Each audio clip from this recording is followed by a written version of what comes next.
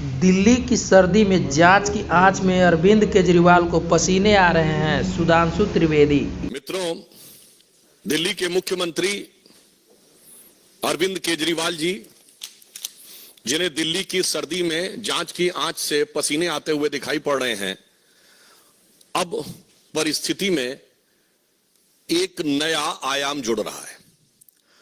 अब तो जांच भी आंच के घेरे में आ रही है। अर्थात ये जो तथाकथित मोहल्ला क्लिनिक थी, इसके अंदर इन्होंने जांच की व्यवस्था की थी, यानी पैथोलॉजिकल टेस्टिंग की। अब जो विजिलेंस की रिपोर्ट्स आई हैं और जो विभागीय फाइंडिंग्स हैं, उसके आधार के ऊपर वो जांचें भी अब पूरी तरीके से आंच के घेरे में आ गई हैं। इस प्रकार के फैक्ट्स सामने आए हैं कि जो उनकी तथाकथित मोहल्ला क्लिनिक थी, सर्वप्रथम तो हम कहना चाहेंगे कि स्वतंत्रता के अमृत काल में आने के बाद भी देश की राष्ट्रीय राजधानी में सुपर स्पेशलिटी का कोई इंस्टीट्यूट या ऐसी कोई व्यवस्था या ऐसी कोई लैब बनाने के बजाय मोहल्ला क्लिनिक तक ही सोच सीमित थी, जो 75 वर्ष पूर्व भी थी। परंतु उसमें भी क्या हुआ, मीडिया में भी ऐसी रिपोर्ट्स हैं, कई स्वयंसेवी संगठनों ने भी इस विषय के ऊपर ध्यान आकर्षित किया था और जांच में भी आया कि एक दिन में 500 पेशेंट देखे गए हैं। अधिकतम संख्या 533 है, जबकि जो औपचारिक समय है मोहल्ला क्लिनिक का, वो सुबह 9 बजे से 1 बजे तक है। अब आप इमेजिन करिए कि 9 बजे से 1 बजे तक 4 घंटे में कितने मिनट हुए? 240। और अगर 240 मिनट में किसी ने 533 पेशेंट देख लिए, इसका मतलब आधे मिनट में एक पेशेंट देख लिया, जिसमें एक पेशेंट का आना जाना, डॉक्टर का उसकी बात सुनना, असेसमेंट करना, जांच का पर्चा लिखना। महोदय, मैं कहना चाहता हूं कि जब त्योहारों के दिनों में बड़ी भीड़ होती है ना, तो आप जाते तो मंदिर में बड़ी भीड़ होती है, इतने सेकंड्स में तो व्यक्ति उस धक्का मुक्की में दर्शन भी नहीं कर पाता है जितने में आपके डॉक्टर ने उसके दर्शन करके रोग को समझकर रोग का निदान समाधान सब लिख दिया। यह है ईमानदारी का नया किरदार। और टेक्निकली मैं पूछना चाहता हूं, ये वो सरकार है ना जिसने कहा था कि हम सीसीटीवी का पूरा जाल बिछा देंगे दिल्ली में? तो मोहल्ला क्लिनिक्स में सीसीटीवी है कि नहीं? और अगर हैं तो उन मोहल्ला क्लिनिक में उस डेट की सीसीटीवी फुटेज दिखाइए कि 533 लोग कहां लाइन लगाए हुए थे। क्योंकि मोहल्ला क्लिनिक तो छोटी छोटी स्पेसेस में है ना, तो 533 लोग अगर आए तो सीसीटीवी फुटेज में होना चाहिए ना। बस यही सब चीजें हैं जिसकी वजह से जांच की आंच से घबरा रहे हैं। और इसमें जो प्रोसीडिंग्स में बात आई है, मैं कोट करना चाहता हूं कि necessary discipline proceedings may be initiated against the project director OLS outsource lab services। महत्वपूर्ण बात यह है कि ये सरकारी एजेंसी नहीं कर रही है, ये सब आउटसोर्स है, यानी प्राइवेट एजेंसीज को जांच दे रखी है। And others of the OLS branch for non-compliance of the directions of the Honorable LG which could have led to the loss of exchequer। यानी अब यह संदेह है कि वहां वो मरीज ही नहीं थे जिनके नाम के ऊपर बिलिंग रेज करके टेस्टिंग करा दी गई। A detailed vigilance inquiry may be conducted to bring out the quantum of loss of the exchequer to the collusion of the director and support staff with the private agencies। अब जो उपराज्यपाल महोदय ने ये लिखा है और ये पब्लिक डोमेन में है, मीडिया में, उसके बिंदु क्रमांक 33 पे देखें तो लिखा हुआ tens of thousands of tests were recommended prima facie to the ghost patient, यानी जिनका अस्तित्व ही नहीं था। यही अंतर है। हमारे प्रधानमंत्री श्री नरेंद्र मोदी जी के द्वारा हर चीज डिजिटली ट्रांसफर होती है, इसीलिए ये लोग आधार का भी विरोध करते थे, क्योंकि यदि व्यक्ति का आधार कार्ड है और डिजिटली उसके अकाउंट में ट्रांसफर हो रहा है तो उसमें किसी भी प्रकार का झोल होने की संभावना नहीं है। पर यहां पर फिर empirical data proving entry of the fake mobile numbers, blank mobile numbers of the fictitious patients, fake attendance of the doctors and fictitious data of the patient established with a widespread corruption, manipulation of the documents, forgery of the record with the sole intention to loot the government exchequer and extended under the benefit of the private parties operating at AAMC as well as the dispensaries, polyclinic and hospitals of the Delhi government. यानी अब ये बहुत साफ हो गया कि पहले आपने मोहल्ला क्लिनिक बनाई, फिर उसमें जांच, पहले मामूली जांच होती थी, फिर बड़ी जांच की व्यवस्था की, फिर वो सब आउटसोर्स कर दी। यानी कुछ कुछ वैसा ही जैसा शराब घोटाले में हुआ था, कदम कदम रफ्ता रफ्ता बढ़ाते हुए, और फिर उसमें फेक पेशेंट्स और फेक बिल रेज करने की बातें मीडिया में आ रही हैं। यानी अभी तक तो दारू का घोटाला था, अब दवा का घोटाला भी हो गया।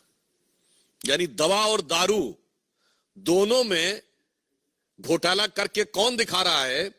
स्वघोषित भारत रत्न विभूषित, जिन्होंने अपने को ही भारत रत्न दे रखा है कट्टर ईमानदारी का। तो मैं कह सकता हूं कि विपश्यना के ध्यान से लेकर और चुनाव प्रचार तक की समस्त नाटकीयता के मध्य कट्टर ईमानदारी का यह किरदार पूरी तरीके से तार तार हो गया है। अब हम यह भी कहना चाहते हैं कि आज वो कहने का प्रयास कर रहे हैं, अभी उन्होंने प्रेस कॉन्फ्रेंस में कहा कि वो सीबीआई से सवाल पूछ रहे हैं। साहब, बवाली अब सवाली बन गए, जिन्होंने राजनीति की शुरुआत ही, अब ये मैं बवाली शब्द ऐसे नहीं कह रहा हूं, ये बताइए, आप सबने देखा था ना कि सीढ़ी लगाकर तार काट रहे थे, ये नेता का किरदार है। 26 जनवरी के दिन धरना कर रहे थे, ये जिम्मेदार राजनीतिक व्यक्तित्व का किरदार है। इसलिए मैंने कहा, और याद करिए 2014 के समय भारतीय जनता पार्टी के कार्यालय के ऊपर आके पथराव किया था, जिसमें इनकी सर्वोच्च समिति के सदस्य थे, जैसे हमारे यहां पार्लियामेंट्री बोर्ड है। इसलिए मैंने कहा अब बवाली अब सवाली बन गए हैं, और सवाल किससे पूछ रहे हैं? जांच एजेंसी से। मतलब इसे शब्दशः ना लिया जाए, वैसे तो सारी जनता उस भाव को समझती है। हिंदी में एक कहावत होती ना कि उल्टा चोर कोतवाल को डांटे। आज उसी किरदार को वो दिखाने का प्रयास कर रहे हैं। और जहां तक टेक्निकलिटी की बात है, तो अगर उनको लगता है कि कोई टेक्निकल इशू है तो वो न्यायालय से जाकर समाधान प्राप्त कर सकते थे, मगर यहां टेक्निकल नहीं, मॉरल इशू है। यहां न्यायिक विषय नहीं है, यहां नैतिक विषय है। और केजरीवाल जी का वहां जाने से बचना यह स्वतः प्रमाणित करता है कि उनको यह पता है कि वो इस जांच की आंच से बच नहीं सकते, क्योंकि के अरविंदन ने बाकायदा बयान दिया हुआ है अप्रूवर बनके कि उनकी उपस्थिति में इतने प्रतिशत से इतने प्रतिशत बढ़ाकर शराब घोटाले में कमीशन की बात हुई और उसके इस प्रकार के वितरण की बात हुई। उन्हें यह बात पता है, इसलिए यह मैं कह सकता हूं कि यह उनकी गलती की स्वीकारोक्ति है। By consistently avoiding to appear before the agencies is nothing but is an tacit acceptance of his legal fault। जांच एजेंसी के सामने अनेक बहाने बनाकर अनुपस्थिति रखना प्रकारांतर से उनकी अपनी गलती या भ्रष्टाचार की स्वीकारोक्ति है। और पुनः यह एक विचित्र भ्रष्टाचार का मामला है, जिसमें जांच शुरू होते ही पॉलिसी विड्रॉ कर ली गई थी, और पॉलिसी विड्रॉ करने के बाद उसको डिफेंड किया जाता है मीडिया में आके। आपने ऐसी, ये है नई राजनीति, ये नई राजनीति का किरदार है। जो कहते हैं कि आज ही उनके प्रवक्ता बोल रहे हैं कि हर हाल में वो रहेंगे, हम ये नहीं कह रहे हैं। उनके ऊपर क्या कार्रवाई होगी ये जांच एजेंसी की रिपोर्ट के अनुसार न्यायालय तय करेगा, परंतु हर हाल में रहेंगे ये शब्द बोलने का अर्थ होता है कि मतलब आप कहीं पर भी रहेंगे। यानी अगर कानूनी कार्रवाई भी हो गई, यदि किसी कारणवश वो यह परिस्थिति उत्पन्न हो गई कि आपको अपने साथियों के साथ वहां पहुंचना पड़ा, तो आप वहां से भी कह रहे हैं कि आप शासन करेंगे। मतलब मुझे ऑन द लाइटर नोट याद आता है, जब ये जेल जाने का विषय आता है तो बहुत आरोप लगाए जाते हैं हमारे ऊपर। और श्री लालू प्रसाद यादव जी तो 1997 में जेल चले गए थे, तब तो भाजपा की सरकार कभी नहीं आई थी, और मोदी जी उस समय तक तो भाजपा के शायद राष्ट्रीय महासचिव ही थे। और अमित शाह जी का तो शायद बहुतों ने नाम भी नहीं सुना होगा उस जमाने में, वो आरोप लगाते हैं 2014 के बाद। पर मुझे याद आता है उस समय पत्रकारों ने पूछा था, आप लोग जाके चेक करिएगा लालू जी से, कि आप अब कैसे शासन चलाएंगे, तो कहते जलवेज चलाएंगे। तो उन्होंने पूछा मतलब क्या जेल से?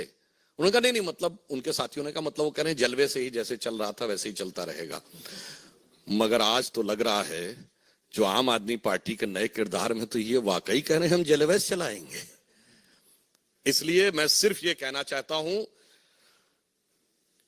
कि अरविंद केजरीवाल जी को इस जांच, दवा की जांच, मोहल्ला क्लिनिक के घोटाले के ऊपर जवाब देना चाहिए।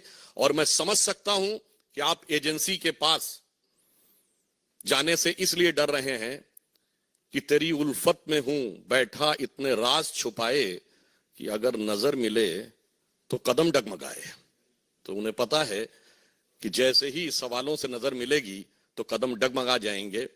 परंतु एक बात बहुत स्पष्ट हो गई है कि भारत की व्यवस्था, न्याय व्यवस्था और मतलब नैतिक, राजनैतिक और संवैधानिक तीनों पक्षों के ऊपर नई राजनीति का किरदार तार तार हो गया है। धन्यवाद।